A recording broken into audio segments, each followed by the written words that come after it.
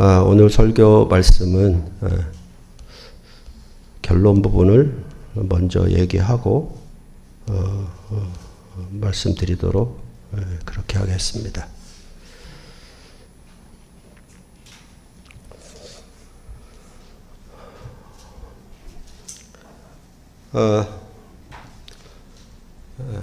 어머니와 딸이 모녀가 함께 여행을 간 적이 있습니다. 그러니까 딸이 엄마와 함께하는 여행을 아마 인스타그램에 올렸던 모양입니다. 그랬더니 그 딸의 친구들이 한결같이 크게 놀랍니다. 왜? 그게 가능해? 뭐 재미가 있어? 어떻게 엄마랑 같이 여행해? 한 명도 빠짐없이 딸의 친구들이 다 그렇게 이야기를 하더랍니다. 말씀을 전할 때는 얼굴을 들고 저를 보셔야 됩니다. 예.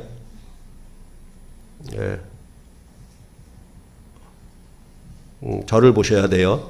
예.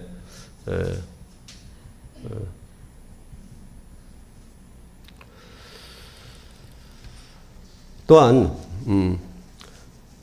친남매간인데 형제들끼리 자기들끼리 만나는 걸 좋아하고 그거를 굉장히 기뻐합니다. 그것들을 또 다른 친구들에게 알렸더니 다른 친구들이 또 묻습니다. 왜? 그게 가능해?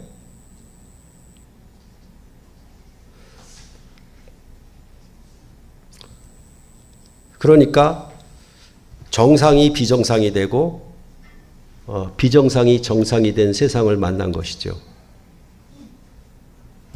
모녀 간의 관계나 아니면 형제 간의 관계는 서로 사랑하고 가장 가까운 사이로 지내는 것이 지극히 마땅한데 도리어 그렇게 사는 것이, 그렇게 함께하는 것이 무슨 큰 재앙인 것처럼 그렇게 보는 경우가 많이 있습니다. 쉽게 말해서 모세의 율법은 이웃은 사랑하고 원수는 미워합니다.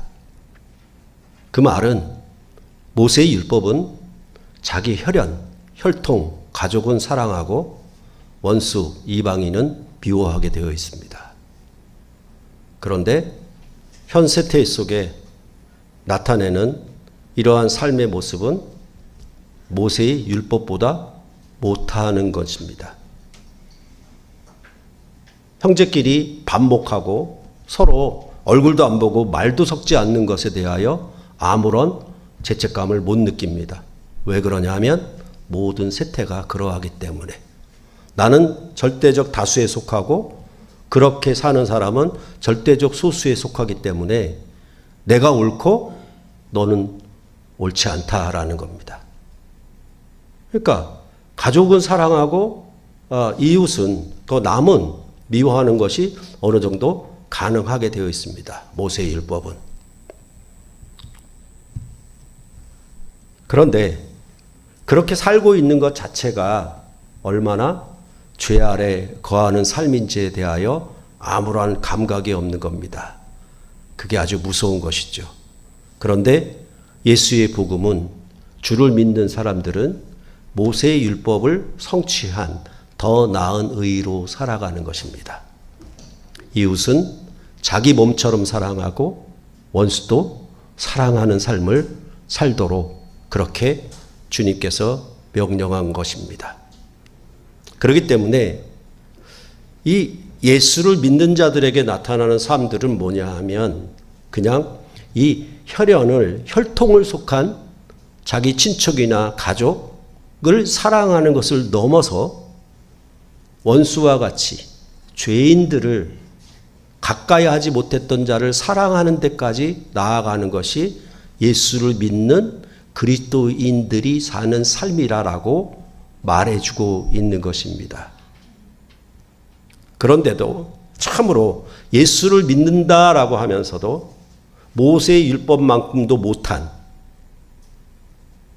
형제들끼리 온전한 화합을 이루지 못하고 부모와 자녀 간에도 온전한 하나를 이루지 못하는 것이 이렇게 나타남에 있어서도 그것에 대한 아무런 경각심이나 죄책감이 없다라는 사실입니다. 아주 무섭죠. 죄와 사망 아래 살고 있고 사탄의 자식으로 살고 있는 것이기 때문에 더욱 그렇습니다. 그랬을 때 우리가 예수의 복음으로 예수를 믿음으로 산다라고 하는 것은 이 세상에 감추어진 비밀입니다. 그리스도 안에 이 일을 나타내지 않았더라면 세상은 모세의 율법처럼 가족은 사랑하고 이웃은 원수는 미워하는 방식으로 사는 것이 정상이고 상식적이고 옳다라고 생각했을 것입니다. 그것이 어느 시대 어느 나라 어느 민족이든지 모두가 다 보편적으로 상식적으로 그렇게 사는 것이 옳다라고 생각하고 살았을 것입니다. 그러나 예수 그리스도 안에서 하나님 속에 감추어진 비밀을 하나님 품속에서 독생하신 하나님이 나타내신 것입니다. 그것은 바로 죄인임에도 더럽고 경건치 않음에도 하나님은 자기 아들을 십자가에 못 박아 주시면서 죄인들을 사랑하신 이 놀라운 사랑을 이제 이 세상에 드러내신 것입니다. 그게 하나님의 사랑이 우리 안에 증거가 된 것이고 그 사랑을 받아들인 자들은 바로 이 사랑으로 형제를 사랑하는 그런 놀라운 새로운 삶이 자기 안에 펼쳐지는 것입니다. 그러니까 여전히 정말 수준 낮게 형제들끼리도 서로 사랑하지 못하고 부모와 자녀 간에도 서로 화목하지 못한다라고 하면 그것은 모세의 율법에도 미치지 못하는, 그러니까 성경에 말하는 저 야만인과 같은 저 이방인과 같은 그렇게 사는 죄 아래 사는 삶이라고 규정을 하는 것입니다. 그나마 모세의 율법은 혈통은 사랑하고 원수는 미워하도록 살게 되어 있습니다. 그것을 넘어서 예수의 복음은 모세의 율법을 성취하사 이제 자기 이웃을 자기 몸과 같이 사랑하고 원수도 사랑하는 새로운 삶이 그들에게 임했다라고 그렇게 말을 하고 있는 것입니다. 이게 바로 예수를 믿는 자들에게, 예수의 말씀을 받아들인 자들에게 나타나는 삶이라는 것입니다. 하나님이 어디 계시냐? 하나님이 어디 살고 계시냐? 하나님이 어디 존재하시느냐? 하나님을 증명해 보라라고 했을 때 그것은 세상에 없던 하나님 품속에 있던 사랑이 나타나면 그것은 하나님이 살아계시는 것입니다. 그 점에 대해서 우리가 반드시 잘 인식하고 있어야 할 것입니다. 다시 말해서 이 복음을, 예수의 말씀을 받아들이지 못하는 자들은 여전히 죄와 사망 아래 어둠 속에 살고 있는 것이고 자신의 삶이 괴롭고 힘들고 그렇게 고통 중에 있을 것입니다. 그 점들을 우리가 먼저 생각해보고 오늘 말씀을 들여다보는 것이 좋겠습니다. 다시 말해서 이방인으로 이 기독교와 전혀 관계없는 사람들이 사는 거하고 그 다음에 유대인들이 모세율법에 사는 거하고 예수를 믿음으로 그리스도인으로 사는 거하고의 이 차이점들을 분명히 알아야 하는 것입니다. 그러니까 우리는 누구를 만나든지 누구를 대하든지 소 닭 보듯이 하는 것을 정상적으로 생각합니다. 그리고 횡단보도에서 서로 눈만 마주쳐도 때리려고 하는 그런 저주와 심판 속에 살아가고 있는 것입니다. 그것이 죄인 줄 모릅니다. 그것이 사탄의 조종이라는 것을 전혀 알지 못하는 것입니다. 그 점을 우리가 깊이 깨달아야 한다 그 말입니다.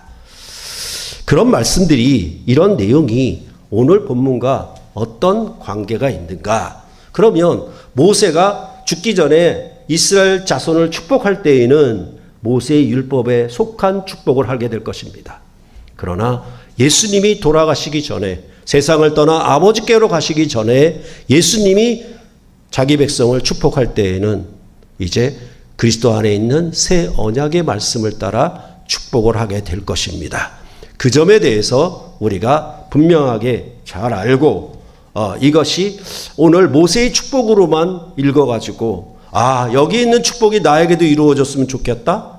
하나님이 나와 함께 하시고 나에게 복을 내리시는가 보다. 그것은 전혀 잘못된 판단이고 해석이 될 뿐인 것입니다. 그 점을 우리가 생각해 보면 좋겠습니다.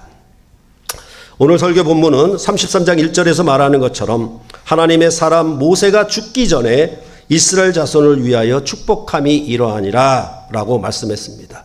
죽기 전에 이스라엘 자손을 하나님의 사람 모세가 축복한 말씀이라는 것입니다. 그리고 나서 2절 이하에 그 축복의 내용이 쭉 전개가 되고 있습니다. 이러한 죽기 전에 마치 유언식으로 축복하는 것은 구약 성경에 자주 종종 볼 수가 있습니다. 오늘 신명기의 모세의 축복과 비교해서 우리가 생각해야 되는 것은 창세기 49장에 야곱이 후일에 일어날 일들에 대하여 자기들의 자손들 즉 12지파를 향하여 축복한 내용과 비교해 보시면은 오늘 신명기의 이 12 아들들에 대한 축복이 어떻게 다른가를 알므로 신명기의 축복이 확실히 드러날 것입니다.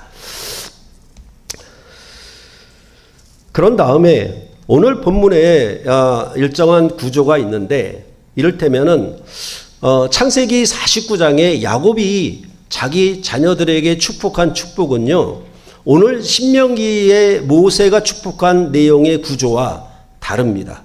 예를 들어서 오늘 신명기 33장 2절부터 5절에는 이제 마치 서론격으로, 그러니까 6절부터 드디어 이스라엘의 자손들 12지파에 대한 축복문이 쭉 나오는데 그 앞에 2절로부터 5절이 들어와 있는 것입니다. 뿐만 아니라 6절로부터 25절까지 각 지파들에 대한 축복이 되어졌고 다음에 26절부터 29절은 마치 결론인 것처럼 또 주어지고 있습니다.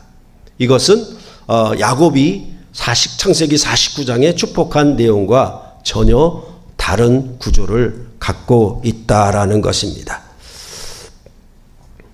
2절로부터 5절에 말씀하는 내용은 뭐냐 하면 쉽게 얘기해서 시내산에서 모세로 말미암아 여호와 하나님이 주신 율법을 이스라엘이 받았다라는 내용입니다.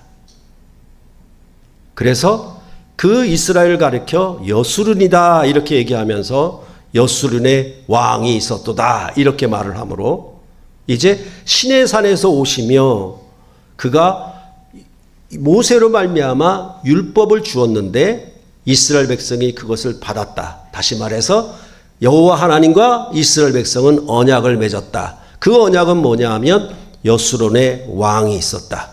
다시 말해서 여호와 하나님은 그들의 왕이 되셨고 이스라엘 백성은 그의 백성이 된 관계로 언약을 맺었다라고 하는 마치 출애굽기 19장 1절로부터 6절에 있는 애굽에서 너희를 이끌어내서 시내산에 이르게 한 목표는 너희를 제사장 나라 삼기 위한 것이다 라고 말한 이스라엘 백성의 출발점, 하나님 나라로부터의 새로운 출발점을 얘기하는 것과 같이 2절로부터 5절은 되어 있는 것입니다.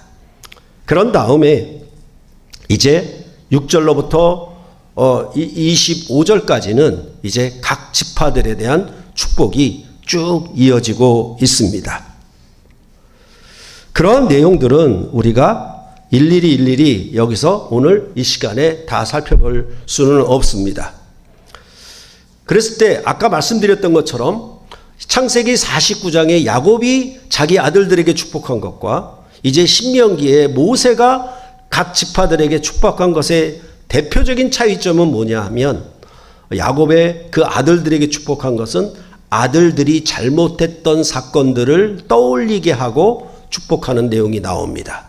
그런데 여기 신명기의 축복은 그런 부정적인 축복이 전혀 없습니다. 그렇게 되어 있습니다. 그런데 사실은 뭐냐 하면 우리가 예를 들어보자면 야곱이 한 축복에서는 르우벤에게 내가 아버지의 침상에 올라 더럽혔음이로다 라고 하면서 그 르우벤이 그 뭡니까? 아버지의 그 첩을 종을 범한 일을 여기서 거론하고 있습니다. 더구나 시므온과 레위에게는 그들의 칼은 폭력의 도구로다라고 하면서 그 야곱의 딸 디나가 강간당함으로 인하여서 세겜성 사람들을 칼로 도륙한 사건을 여기서 떠올리고 있는 것이 창세기 49장의 야곱의 축복입니다. 그런데 그 가운데서 레위에 대하여는 9절에 말하는 것처럼 그는 그의 부모에게 대하여 이르기를 내가 그들을 보지 못하였다 하며 그의 형제들을 인정하지 아니하며 그의 자녀를 알지 아니한 것은 주의 말씀을 준행하고 주의 언약을 지킴으로 말미암음이로다 라고 말을 하고 있습니다. 즉 야곱에 대한 축복에서는 레위가 범한 그 칼로 폭력을 행사한 것에 대하여 거론하고 있는데 여기 신명기의 축복에서는 무슨 얘기를 하냐면 이스라엘 백성이 금송아지를 만들어 우상을 만들어 숭배하였을 때, 즉 배역 사건이 일어났을 때 레위 자손들이 하나님의 칼을 들고 여호와의 편에 서서 자기 형제들까지라도 친구들까지라도 도륙했던, 그래서 여호와 하나님께 헌신했던 이 레위 자손들에 대해서 높이는 방식으로 이 신명기는 말하고 있는 것입니다. 이런 것들이 바로 그 야곱의 축복한 것과 모세가 축복한 것의 아주 전체적인 내용의 차이점이라고 우리가 볼 수 있는 것입니다. 그랬을 때 이러한 각 지파들에게 축복한 모든 내용들은 아까 말씀드렸던 것처럼 모세의 율법 안에 속한 축복이라는 것입니다. 그것을 하나하나 다 이제 야곱이 한 축복의 내용, 루벤에게 한 축복의 내용, 여기 신명기에서 루벤에게 한 축복의 내용을 비교해 보면 우리가 훨씬 더 잘 알 수 있지만 전체적으로 본다라고 하면 그것은 전부 신명기가 갖고 있는 새로운 율법, 두 번째 율법에 속한 축복을 이 자손들에게 전반적으로 다 하고 있다라고 보시면 되겠습니다. 그래서 이러한 축복에 대해서 전반적으로 얘기하는 것은 결국 뭐냐 하면 가나안 땅에서 장수하는 것, 자손이 번성하는 것, 젖과 꿀이 흐르는 풍성한 생명을 누리는 것, 그리고 그로 말미암아 온 세계 위에 모든 민족 위에 이스라엘이 으뜸이 되는 것, 그것이 그들의 복이다라고 축복이다라고 모세는 이 지파들을 향하여 축복하고 있는 내용이라고 볼 수 있으면 되는 것입니다. 그런 다음에 26절로부터 29절에 야곱이 한 축복에서는 이것은 전혀 나오지 않기 때문에 신명기의 모세의 축복에 있어서는 매우 큰 강조점이라고 볼 수 있는 것입니다. 26절을 보시면 여수르니여 하나님 같은 이가 없도다. 그가 너를 도우시려고 하늘을 타고 궁창에서 위엄을 나타내시는도다 라고 하였고, 29절을 보면 이스라엘이여 너는 행복한 사람이로다. 여호와의 구원을 너같이 얻은 백성이 누구냐? 그는 너를 돕는 방패시요 내 영광의 칼이시리로다 라고 하므로 여호와 하나님이 여술은 곧 이스라엘의 도움이 되신다라고 말씀을 하고 있는 것입니다. 그러니까 이스라엘 백성을 애굽에서 구원하실 뿐만 아니라 언약을 맺어서 여호와 하나님과 왕과 백성의 관계가 맺어졌음에도 불구하고 여호와 하나님은 어떻게 한다? 이스라엘 백성을 끝까지 도우신다라는 겁니다. 그와 함께 하신다는 거예요. 그래서 결국은 뭐냐 하면 그들의 대적을 완전히 짓밟는 데까지, 그들의 높은 것을 밟는 데까지 이르게 하실 것이라고 하는 말씀의 축복이 바로 26절부터 29절에 얘기가 되고 있는 것입니다. 이렇게 이스라엘 백성이 가나안 백성을 다, 가나안 족속들을 다 내쫓게 되면 그들은 안전하게 되는 것, 여호수아가 말하는 안식에 이르는 것, 그렇게 될 것입니다. 그리고 풍성한 생명을 누리게 됨에 대하여 말을 하고 있는 것입니다.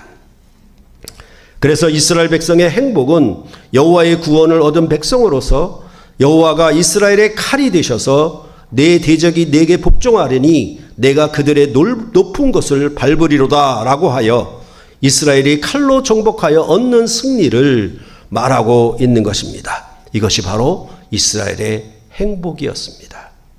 시내산에서 맺은 출애굽기의 언약을 성취함이 그들의 행복이고 안전이며 승리였던 것입니다. 왜냐하면 언약서의 맨 마지막에 여호와의 사자가 앞서가서 가나안 족속을 진멸하는 언약이 거기에 있었기 때문에 이 가나안 족속을 내쫓고 거기에 안식을 누리고 그들을 밟는 것이, 칼로 정복하는 것이 그들의 행복이었고 구원이었고 만족이었다, 기쁨이었다, 이렇게 말을 하고 있는 것입니다.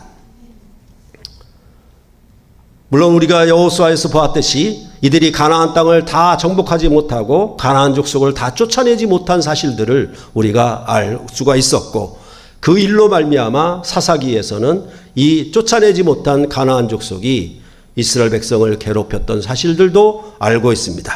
그러나 이러한 출애굽의 언약은 다윗 왕 때 성취가 되어서 가나안 족속을 다 쫓아냈다라고 말하고, 이 신명기의 복과 번영은 이제 솔로몬으로 말미암아 성전을 짓고 그의 부강함을 나타냈을 때 성취가 되었다라고 여러분께 계속 말씀을 드렸습니다. 그러나 신명기 32장 15절에 모세의 노래 나타난 바와 같이, 그런데 여수르니 기름짐에 발로 찼도다. 내가 살찌고 비대하고 윤택함에 자기를 지으신 하나님을 버리고 자기를 구원하신 반석을 업신여겼도다 라고 했습니다. 그와 같이 이스라엘 백성은 여호와 하나님이 이렇게 다윗과 솔로몬에게 출애굽의 신명기의 축복을 다 이루는 그런 놀라운 성취를, 그 번영을 가져줬음에도 불구하고 그들은 배가 살찌니까 발로 차버렸습니다.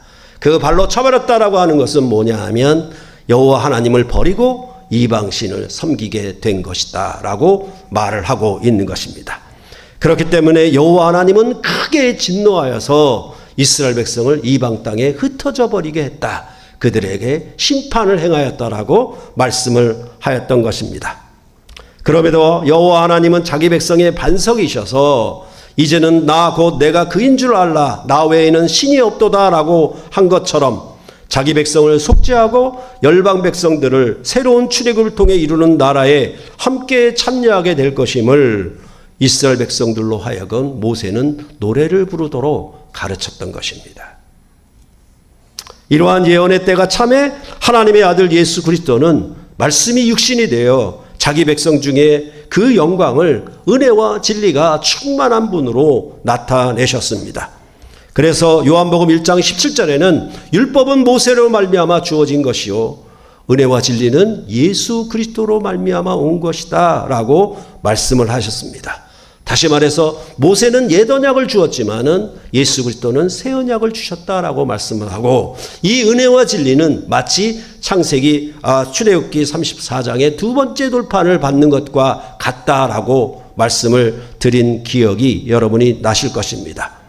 그랬을 때 이 은혜와 진리는 어디로부터 온 것이냐라고 얘기했을 때, 본래 하나님을 본 사람이 없으되 하나님 품속에 독생하신 하나님이 나타내셨다라고 그렇게 말씀을 하고 있는 것입니다. 이제 창조 이후로 하나님은 자기 품속에 있는 은혜와 진리는 나타낸 적이 없습니다. 이제 그리스도 안에서 그가 말씀이 되어 육신이 입으시고 이 땅에 오셔서 은혜와 진리가 충만한 분으로 그 영광을 나타내 보이셨기 때문에 이제 사람들은 비로소 그 영광 안에서 은혜와 진리를 들을 수 있고 볼 수 있었고 받아들일 수 있었다라고 성경은 말씀을 하고 있는 것입니다. 그것은 바로 하나님의 사람인 모세가 준 축복이 아니라 이제 하나님의 아들인 예수 그리스도께서 주신 언약의 말씀을 은혜와 진리 이렇게 선포하고 있는 것입니다. 이제 신명기의 모세의 축복을 성취하신 것이 바로 요한복음 17장에 예수님의 대제사장적인 기도에 나타나고 있습니다. 이 기도는 예수님의 고별 설교인 14장으로부터 16장에 이어져 나오는 것입니다. 이것은 마치 모세가 4장으로부터 29장 1절까지의 그의 강론을 다 마친 후에 이제 모세가 죽은 후 이렇게 말을 하므로 이 고별 강론을 다 마친 후에 축복 기도가 이어진 것처럼 요한복음 17장도 예수님의 고별 설교가 다 이어진 다음에 마지막에 그 기도가 이어지고 있는 것이기 때문에 이것은 같은 축복 기도라고 보셔도 좋을 것이다, 그 말입니다. 그렇게 봤을 때 이 요한복음 17장에 나타나는 이 대제사장적 기도도 아주 묘하게 세 가지 구성 요소로 되어 있습니다. 1절로부터 8절은 자기 자신을, 예수님이 자기 자신을 위한 기도가 되어 있고, 이제 9절로부터 19절은 제자들을 향한 기도가 되어 있습니다.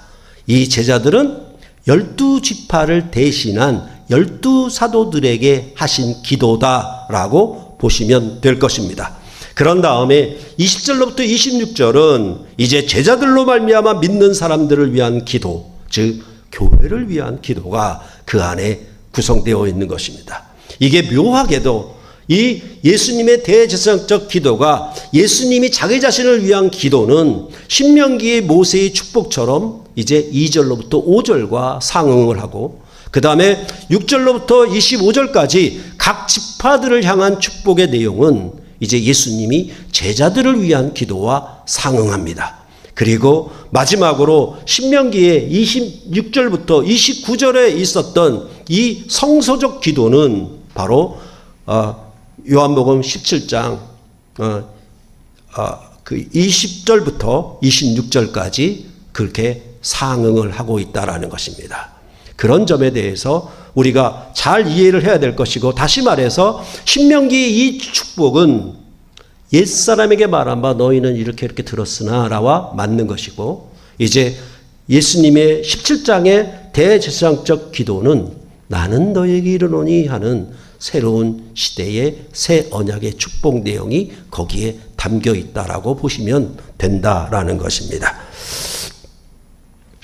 그랬을 때 요한복음에 나타난 예수님의 기도는 17장 1절에서 말한 것처럼 때가 이르렀사오니 라고 하면서 시작을 합니다. 그 때는 어떤 때인가? 예수님께서 세상을 떠나 아버지께로 돌아가실 때가 되었다라는 때인 것입니다. 마치 모세가 죽기 전에 이렇게 말을 했던 것처럼 여기도 그런 배경으로 이 대제사장적 기도가 시작되고 있다라는 것입니다. 요한복음 17장 1절로부터 8절에 예수님은 하나님 아버지께서 영생을 주시려고 한 일을 다 이루어 하나님 아버지를 영화롭게 했다라고 말씀을 하고 있습니다. 그것은 세상 중에 하나님이 주신 백성들에게 아버지의 이름을 나타내신 것이었는데, 요한복음 17장 8절에 나는 아버지께서 내게 주신 말씀들을 그들에게 주었사오며 그들은 이것을 받고 내가 아버지께로부터 나온 줄을 참으로 아오며 하나님 아버지께서 나를 보내신 줄도 믿었사옵나이다 라고 말하고 있습니다. 바로 이 말씀이 바로 신명기 축복의 2절로부터 5절에 있었던 시내산에 오셔서 여호와 하나님께서 모세로 말미암아 준 율법을 이스라엘 백성이 받은 여수륜이었다라고 말을 하는 것과 서로 같은 것입니다.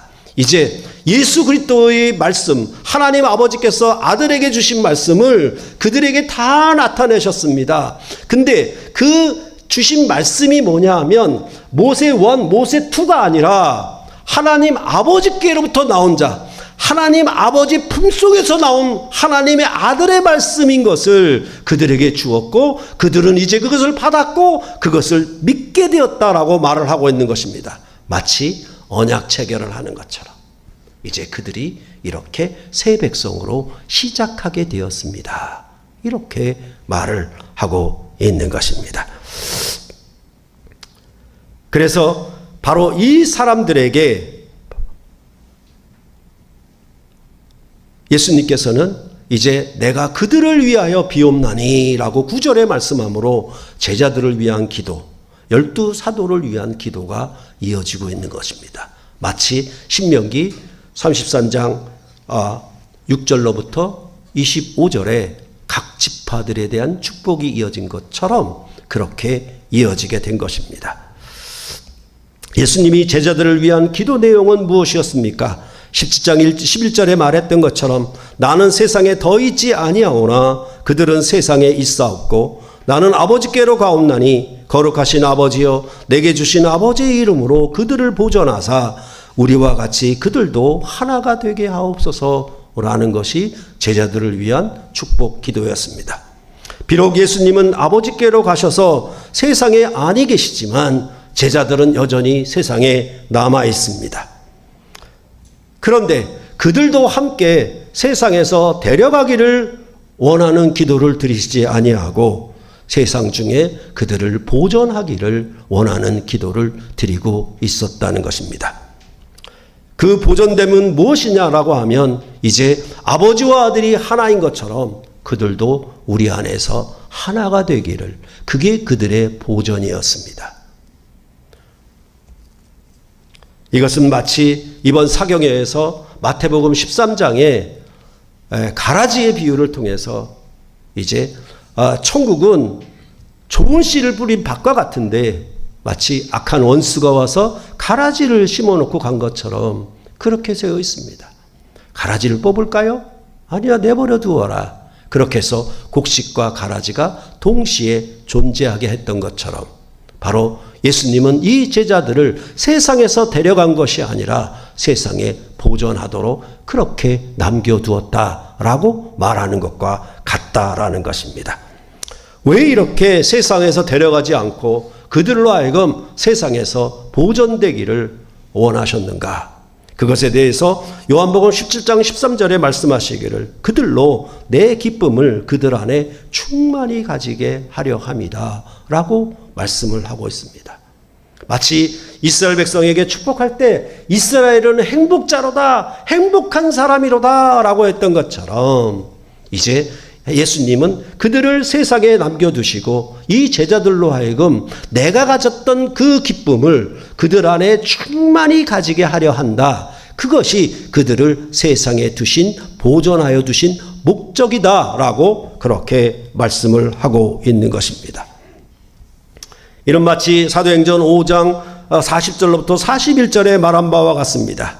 그들이 옳게 여겨 사도들을 불러들여 채찍질하며 예수의 이름으로 말하는 것을 금하고 놓으니 사도들은 그 이름을 위하여 능력받는 일에 합당한 자로 여기심을 기뻐하면서 공회 앞을 떠나니라 라고 말씀을 하였던 것입니다.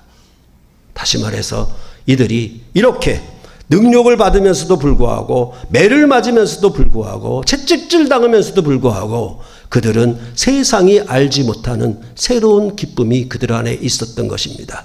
그것은 바로 주 예수의 이름과 함께 동행하는 것이었습니다.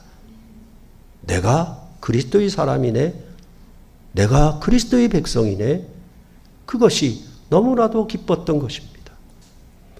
주 예수께서 이 땅에 오셔서 만백성을, 죄인들을 구원하신 일에 그들을 불러주시고 사도들이 그런 일에 주님이 멸시와 천대와 능력을 받은 일에 자기들도 그 능력을 받는 것이 너무나도 기쁘고 감사했고 기쁨이 충만했다라고 말씀을 하고 있는 것입니다. 이러한 기쁨은 시편 16편 11절을 성취하는 기쁨이었습니다. 주께서 생명의 길을 내게 보이시리니 주의 앞에는 충만한 기쁨이 있고 주의 오른쪽에는 영원한 즐거움이 있나이다. 세상의 미워함 가운데서도 생명의 길을 가고 있다는, 주님과 같은 길을 가고 있다는 기쁨이 사도들에게는 충만한 기쁨이었던 것입니다. 다시 처음 설교로 돌아가서 부모와 자녀가 함께 화목하게 지내는 것이 모세의 율법으로는 행복이었습니다. 축복이었습니다. 또한 형제들 간에, 친척 간에, 가족 간에 같이 화목하게 지내는 것이 모세의 축복이었습니다. 그 안에는 감춰진 것이 있습니다. 그들이 알지 못하는 것이 있습니다. 그것은 바로 죄인을 구원하시기 위하여, 죄인을 위하여 자기 목숨을 십자가에 내어주도록 하신 하나님의 사랑은 그들은 알지 못했습니다. 그런데 예수 그리스도의 죽고 부활하심으로 구원을 받은 이 사도들은 예수 그리스도의 십자가 사역으로 말미암아 하나님 품속에 있는 하나님의 사랑이 드러난 바 되었고 그 사랑을 입었기 때문에 하나님을 알게 되었고 이 하나님을 믿음으로 말미암아 그 사랑을 구현할 수 있어서 그들에겐 너무나 큰 기쁨이었다고. 비록 능력을 받고 채찍질을 받지만은 그들 안에는 놀라운 기쁨이 있었다고, 정말 충만한 기쁨이 있었다라고 그렇게 말을 하고 있는 것입니다.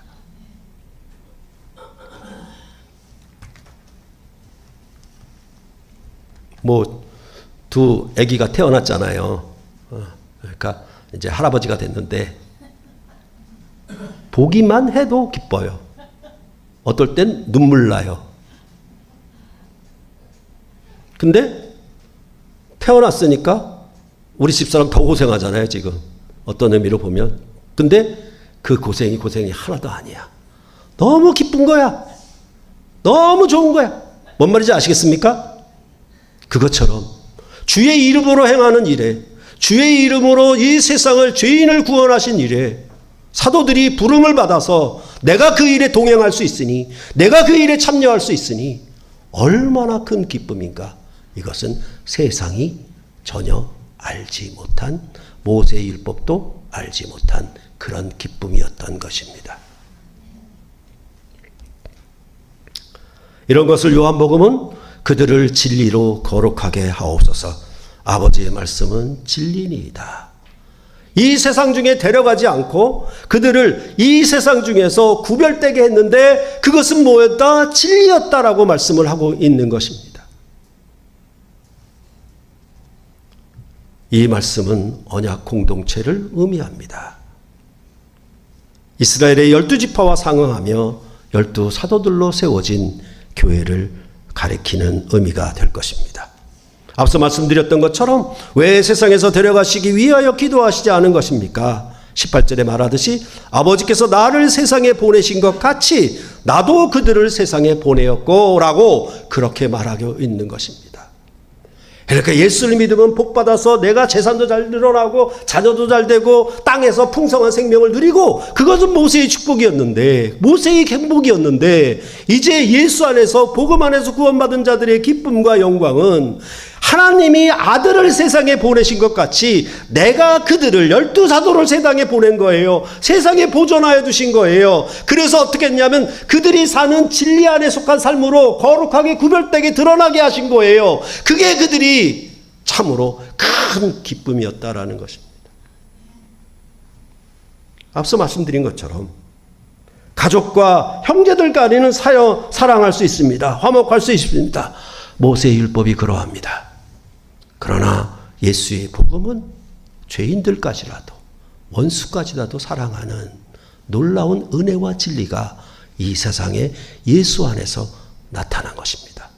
우리가 아직 연약할 때에, 우리가 아직 더러울 때에, 우리가 아직 죄인 되었을 때에 하나님의 사랑은 자기 아들을 십자가에 내어주시기까지 그 사랑을 나타내서 확증하셨다라고 하는 것처럼 이제 하나님의 심장을, 하나님 품속을 완전히 아들 안에서 다 드러내 보이셨다라고 말씀하고 있고, 그 사랑으로 내가 세상을 섬길 수 있는 제사장적 역할을 한다는 사실에 대하여 사도들은 무척 기쁘고 무척 행복했고, 그것은 순교하더라도 어떤 매맞음과 채찍질과 침뱉음에도 불구하고 그것을 이길 만한 충만한 기쁨이었다라고 그렇게 성경은 말하고 있는 것입니다.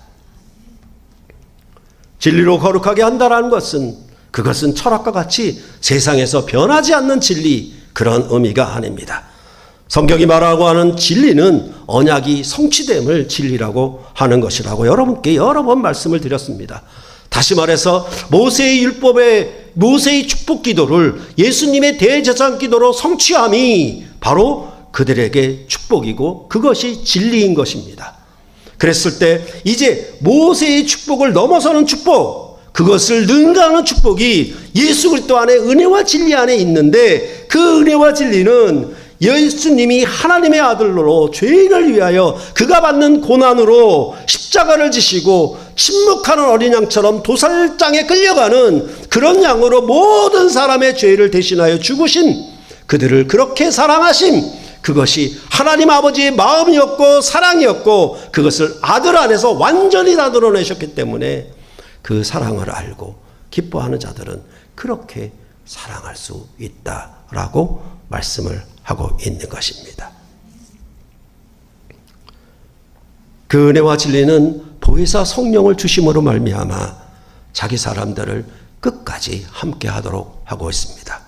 마치 모세의 율법으로 여호와 하나님은 그들의 도움이 되셨던 것처럼 이제 예수 그리스도께서 세상에 계시지 않고 아버지께로 가셔도 더 낫고 더 좋은 보혜사 성령을 보내주셔서 이 제자들을 끝까지 인도하실 것입니다.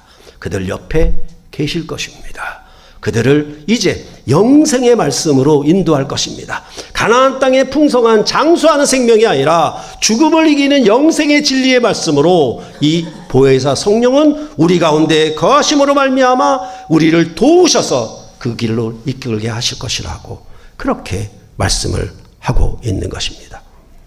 비록 예수님은 아버지께로 가시지만 제자들로 이 세상에 남겨져 주님의 일을 다 완성할 때까지 그들을 버리지 않고 늘 동행하며 보혜사께서 도움을 주실 것입니다. 마치 이스라엘의 도움의 방패가 되셨던 것과 같습니다. 예수님을 따르던 제자들이 예수님을 부인하고 도망을 가도 그들을 끝까지 사랑하실 것입니다. 이것이 바로 세상이 알지 못했던 하나님 아버지의 깊은 마음속에 있었던 사랑인 것입니다. 이제 요한복음은 17장 20절부터 26절에서 제자들의 증거로 말미암아 예수님을 믿는 사람들을 위한 기도로 이어지고 있습니다. 그러니까 예수 그리스도와 사도들의 터 위에 세운 교회를 위한 기도를 하고 있는 것입니다. 그러면 교회를 위한 기도는 무엇입니까? 크게 두 가지로 나눌 수 있는데 그들도 다 우리와 같이 하나가 되려 함. 그리고 나와 내가 있는 곳에 그들도 나와 함께 있기를 바라는 것이었습니다. 그러니까 하나님 아버지께서 가지고 있는 그 은혜와 진리를 아들 안에 똑같이 나타내셨습니다. 아버지의 사랑을 아들이 사랑으로 나타내셨습니다. 그러면 이 사랑으로 구원받은 교회도 그 사랑으로 이 은혜와 진리로 하나가 되는 것입니다. 존재적으로 하나가 된다는 것이 아니라 은혜와 진리로 하나가 되는 것입니다. 언약으로 하나가 되는 거예요. 마치 부부가 사랑의 언약으로 하나가 되는 것처럼. 그래서 나 있는 곳에 그들도 나와 함께 있기를 원한다고. 내 처소에 너희들도 함께 성소를 이루기를 원한다. 이렇게 교회를 위한 기도를 하고 있는 것입니다. 그래서 이러한 하나님이 여호와 하나님이 이스라엘 백성을 애굽에서 끌어내시고 제사장 나라 삼으시고 언약을 말씀하셔서 그 언약의 목표는 출애굽으로 말미암아 가나안 땅 정복이었고 그 언약서가 끝나면 성전을 건축하는 것처럼 이런 구조로 되어 있는 것입니다. 이것이 모세의 축복 기도의 구조와 이제 예수님의 대제사장적 기도의 구조가 서로 일치하는데 그것의 차이, 그것의 월등함, 그것을 이제 요한복음의 축복 기도에서 드러내고 있는 것입니다. 아버지의 사랑을 아들로 말미암아 나타내신 것처럼 교회는 그리스도의 사랑을 나타내므로 성전을 이루는 것입니다. 내가 너희를 사랑한 것 같이 너희도 서로 사랑해라. 그것은 인간적인 이 세상의 혈통을 속한 그런 가족적인 사랑이 아닙니다. 새 가족 공동체를 말을 했던 것처럼 우리는 분명 남남이고 아무런 피도 섞이지 않은 자들인데 마치 이제 원수와 같이 어찌 이방인처럼 소 닭 보듯이 하며 살아갔을 그런 사람들인데 이러한 주님 안에 있는 새 언약 공동체를 향하여 주님이 나에게 준 사랑으로 그들을 사랑하는 새로운 사랑이 드러내게 된 것입니다.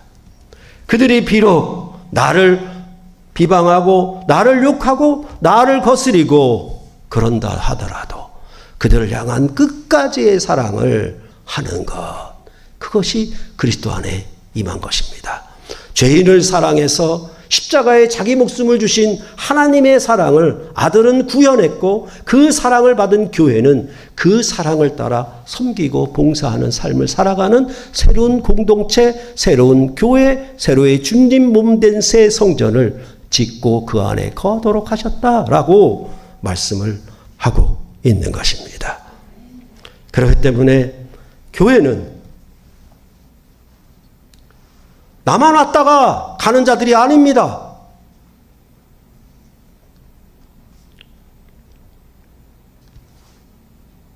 왜 하늘의 가족들이, 주님의 사랑을 입은 자들이 일주일에 한 번 보는데 그렇게 무뚝뚝하고 그렇게 말이 없고 얼굴은 땅으로 쳐박고 누구와도 인사하려 하지 않고 왜 그렇겠습니까? 모두 다 율법 아래에 있든지 죄 아래에 있든지, 율법 아래에 있는 것도 죄 아래에 있는 거고 사탄 아래에 있는 것입니다. 아까 말씀드렸던 것처럼 손주들을 보기만 해도 기쁜데 눈물이 나는데, 이 죄인을 사랑하신 그리스도의 사랑을 받는 이 거룩한 형제와 자매들을 보기만 해도, 만나기만 해도 눈물이 날 정도인데, 그런 사랑의 공동체를 이 성전에서 지어가는 것, 그것이 거룩한 진리로 우리를 이 세상에서 보존하는 것이고, 이것이 바로 세상을 이기는 것이다 라고 말씀을 하고 있는 것입니다. 모세의 율법은 칼로 정복해서 저 높은 곳을 밟음으로 말미암아 그 대적들을 가나안 땅에서 쫓아내는 그런 승리의 행복으로 만취한 자들이라고 하면, 이제 그리스도 안에 있는 새로운 백성인 교회는 주님의 사랑으로 헌신하고 사랑해서 사랑의 집, 인간적인 세상의 혈연이 육신적인 사랑이 아니라 그리스도 안에 분명 남남인데도 나는 저 사람과 하나도 주제와 기호와 취미가 하나도 맞지 아니함에도 불구하고 그들을 정말 내 몸처럼 사랑하고 섬길 수 있는 그 사랑이 바로 우리 안에 임하는 것입니다. 그것을 성령 세례를 받았다라고 말을 하고 있고, 그게 바로 거듭났다. 그게 바로 예수님이 주신 말씀들을 그들이 받았나이다. 예수님께서 하나님 아버지의 속으로부터 나온 것을 그들은 아옵니다. 하나님의 아들임을 압니다 라고 했던 것처럼, 예수 그리스도를 믿는 자녀들은 이제 혈통으로나 육정으로나 사람의 뜻으로 나지 아니하고 오직 하나님께로서 난 하나님의 자녀들이다. 이렇게 요한복음 1장에서 말해 주었던 것입니다.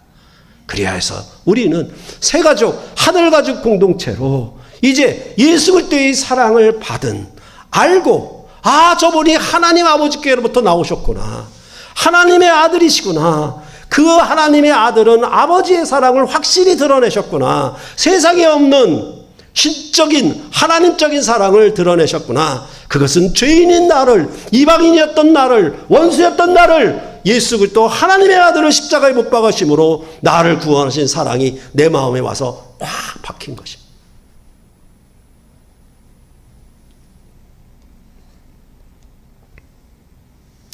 그래서 이들은 이런 노래를 부릅니다. 나 같은 죄인 살리신 그 은혜에 놀라워. 자기 삶 속에 그것이 그 노래로 우리 안에 다 있는 것입니다.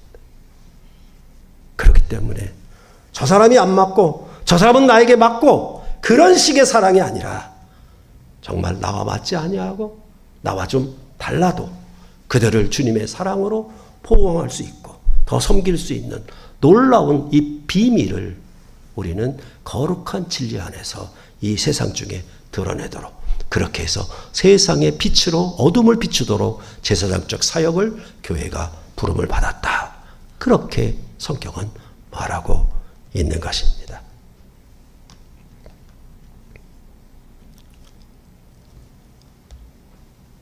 그러할 때 이러한 요한복음 17장의 예수님의 기도는 요한복음 16장 33절을 기반으로 한 것입니다.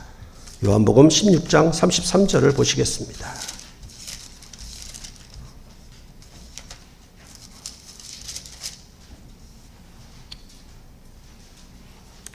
요한복음 16장 33절.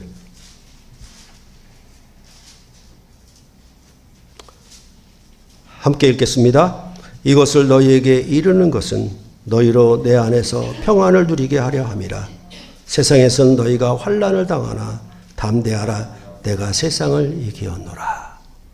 세상을 이기기 위한 환난을 당하지만, 미워함과 질시를 당하지만 그것을 이기는 기도를 예수님은 17장에 기도를 하고 축복을 하고 있는 것입니다.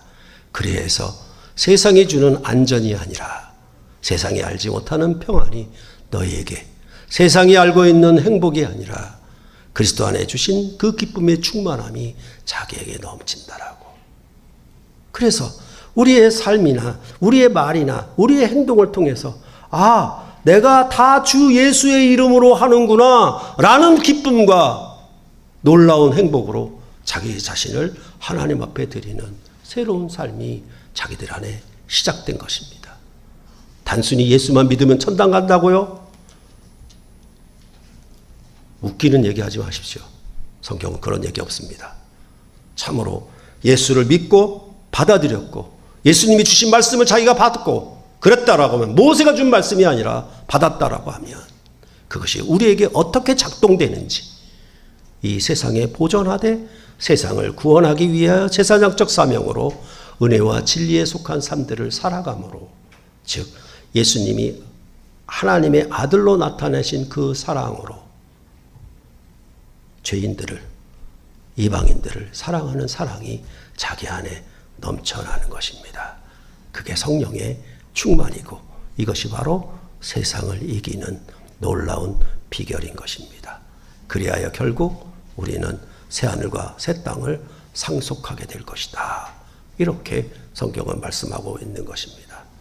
여러분의 모든 삶이 그리스도 안에 주신 은혜와 진리로 충만한 영광을 나타내는 존귀한 하느님의 아들들로서의 삶으로 이루어지기를 간절히 소원합니다.